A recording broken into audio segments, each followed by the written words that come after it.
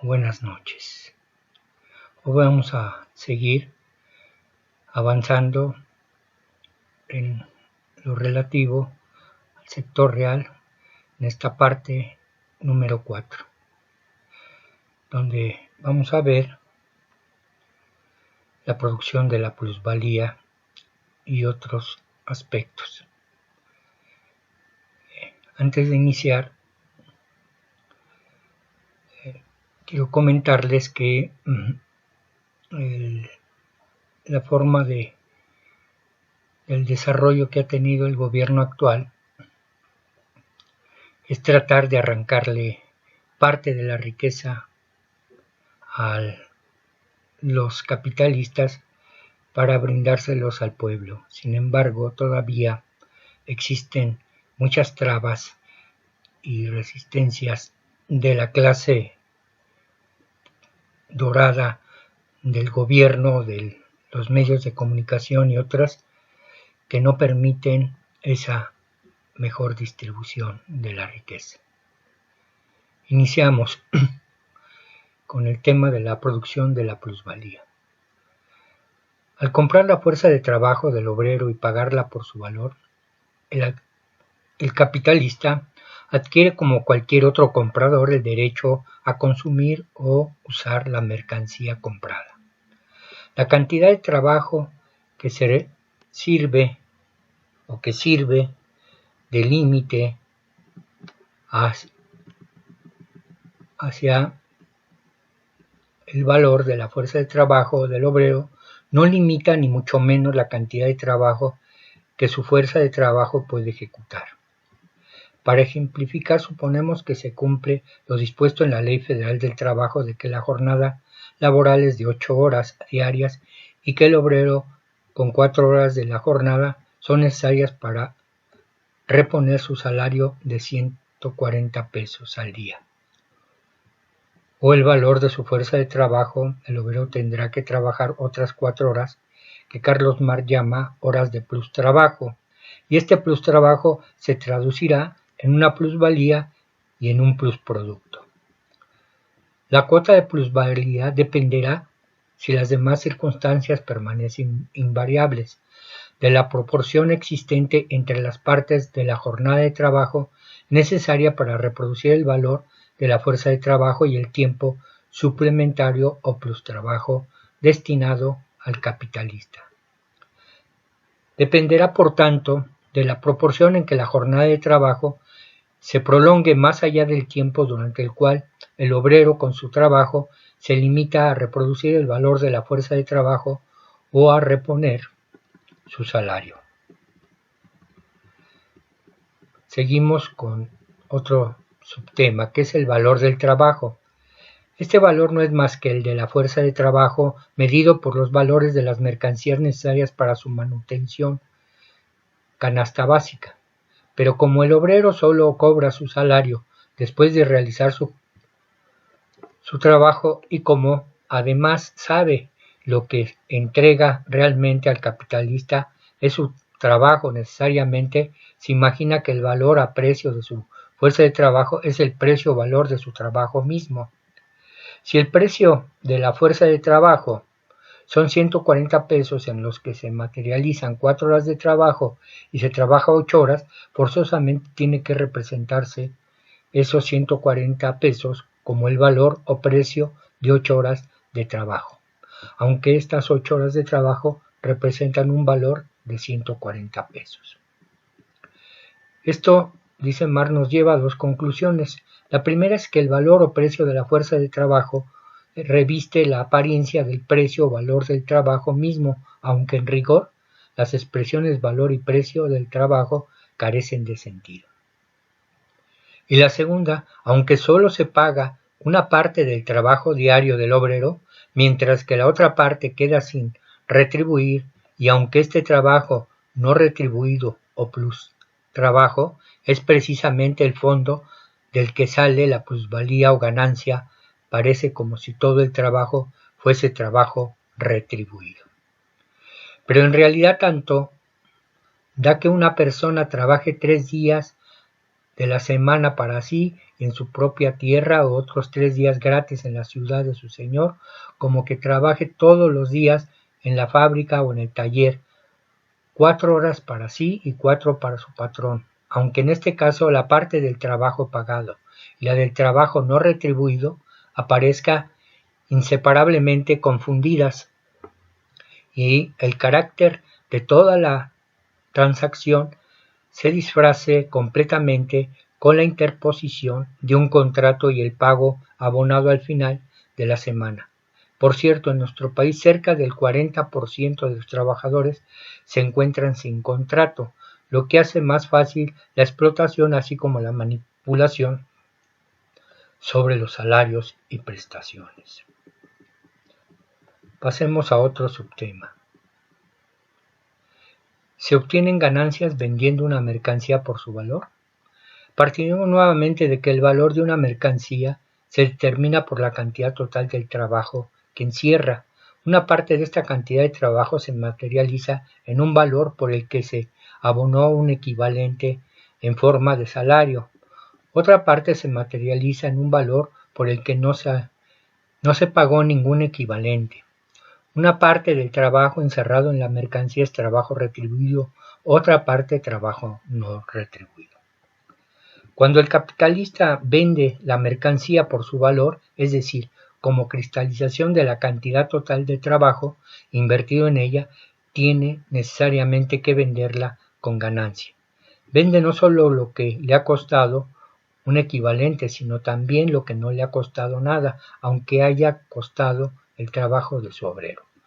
Lo que la mercancía le cuesta al capitalista y lo que en realidad cuesta son dos cosas distintas.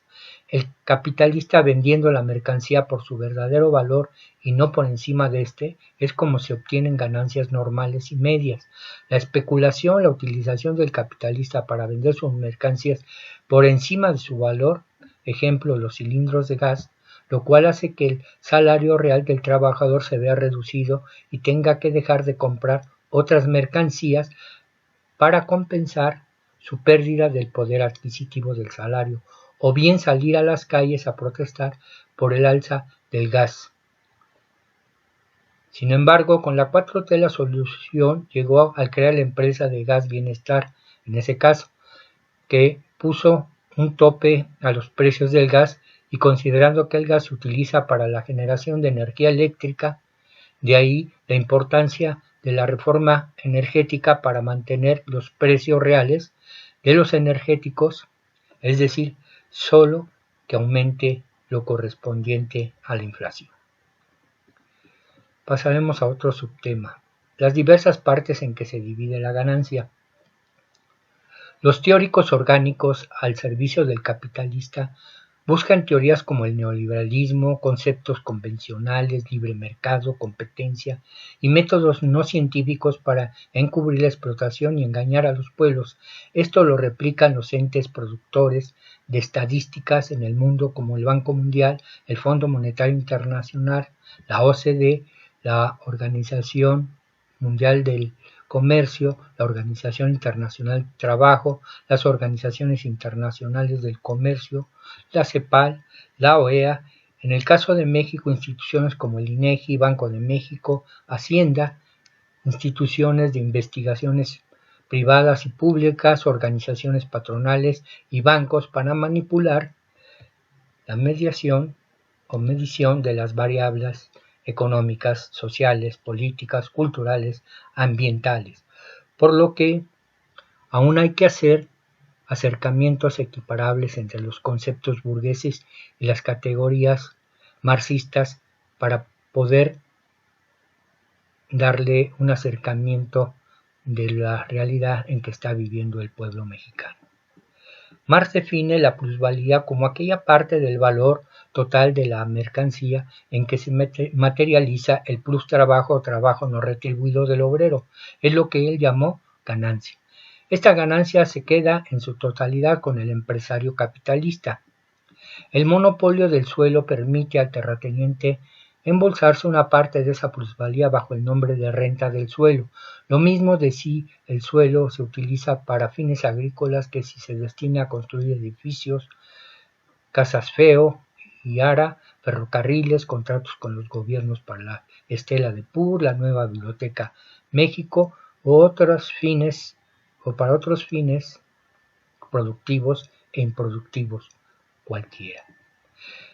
El hecho de que la posesión de los medios de trabajo permita al empresario capitalista producir una plusvalía o lo que viene a ser lo mismo, apropiarse de una determinada cantidad de trabajo no retribuido más y más por medio de la corrupción. Es precisamente lo que permite al propietario de los medios de trabajo que los precios total o parcial al empresario capitalista, en una palabra al capitalista que presta el dinero, reivindicar para él mismo otra parte de esa plusvalía bajo el nombre de interés.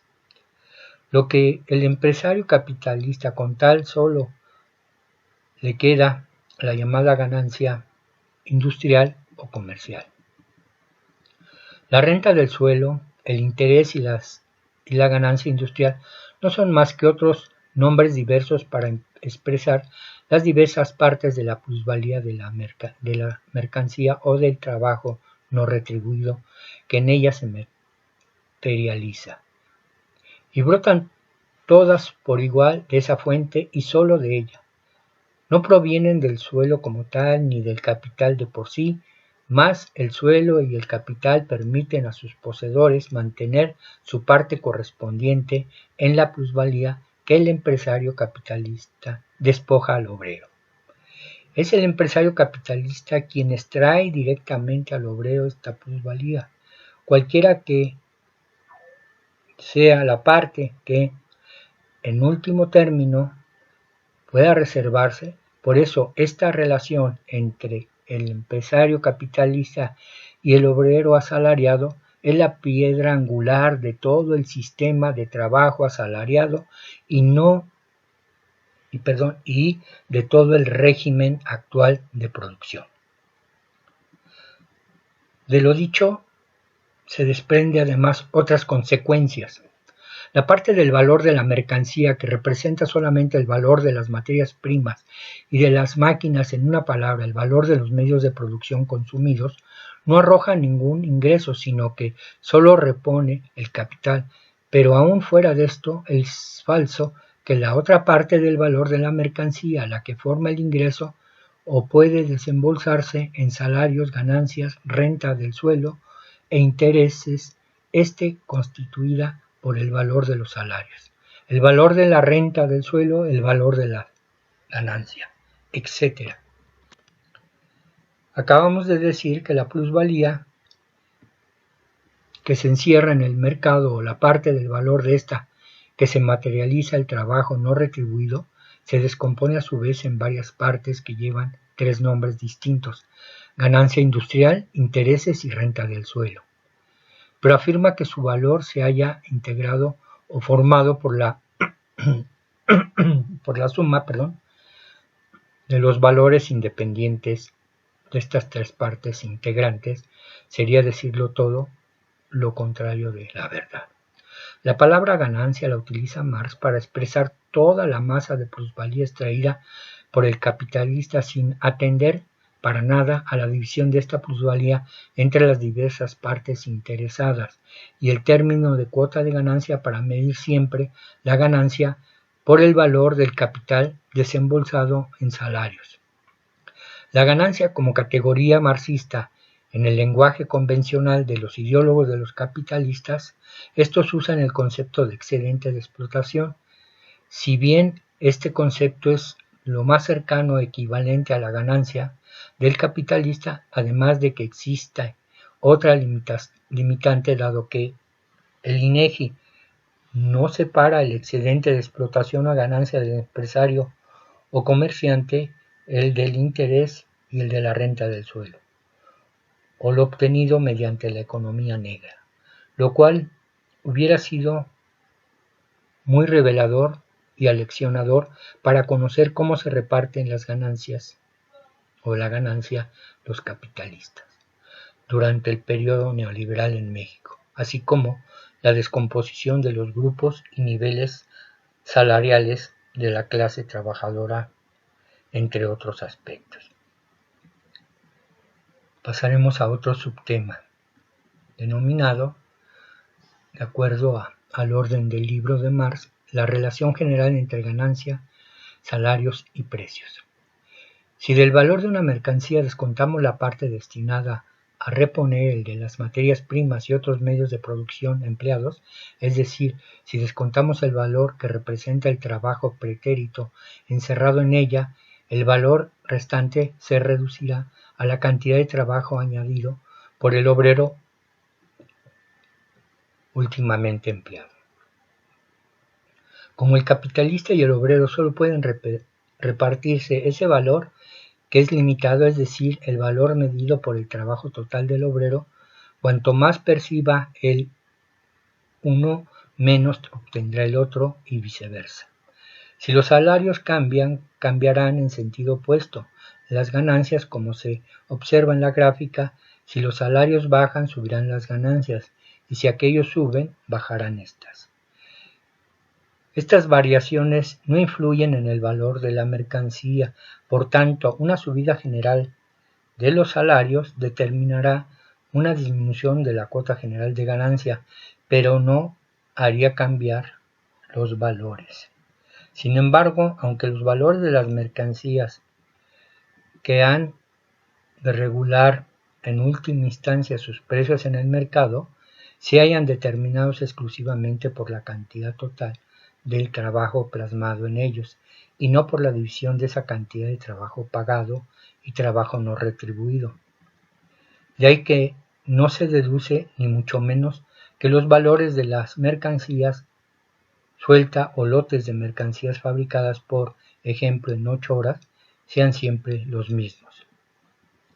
La cantidad o la masa de las mercancías fabricadas en un determinado tiempo de trabajo o mediante una determinada cantidad de depende de la fuerza productiva del trabajo empleado y no de su extensión en el tiempo o duración. La ley general de que el valor de una mercancía se determina por la cantidad de trabajo invertido en ella y de que la cantidad de trabajo invertido depende enteramente de la fuerza productiva o del trabajo empleado, variando por tanto al variar la productividad del trabajo. Con esto concluimos la parte número 4 del sector real. Me despido de ustedes sin antes agradecerles por ver mis videos, tratar de buscar siempre temas que les agraden o que les llame la atención.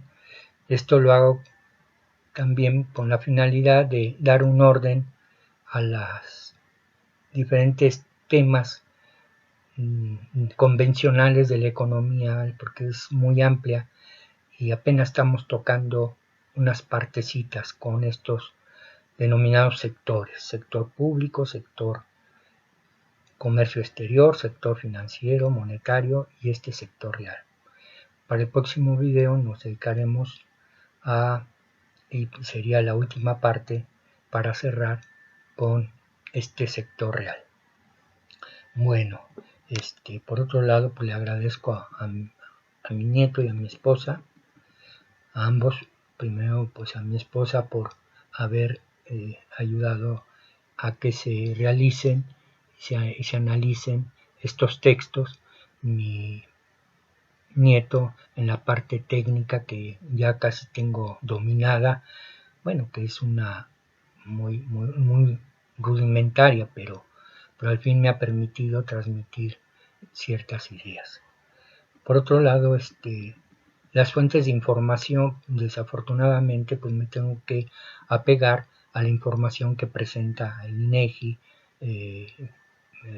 Secretaría de Hacienda, Banco de México, etcétera, y de organismos internacionales, con la consideración de que mucha de esa información pues luego es cuchareada o maquillada. Pero trataremos de hacerlo más cercano a lo que está pasando en nuestro país. Y por último, todas las gráficas que realizo en general son elaboradas con la propia información de estos organismos por un servidor, ya sea como una forma de representar y medir los fenómenos económicos. Al final me despido con esta frase emblemática de Emiliano Zapata, que le queda muy bien a los conservadores. Dice Zapata: el que quiera ser águila, que vuele. El que quiera ser gusano, que se arrastre, pero nada más que no chille cuando lo pise. Hasta luego.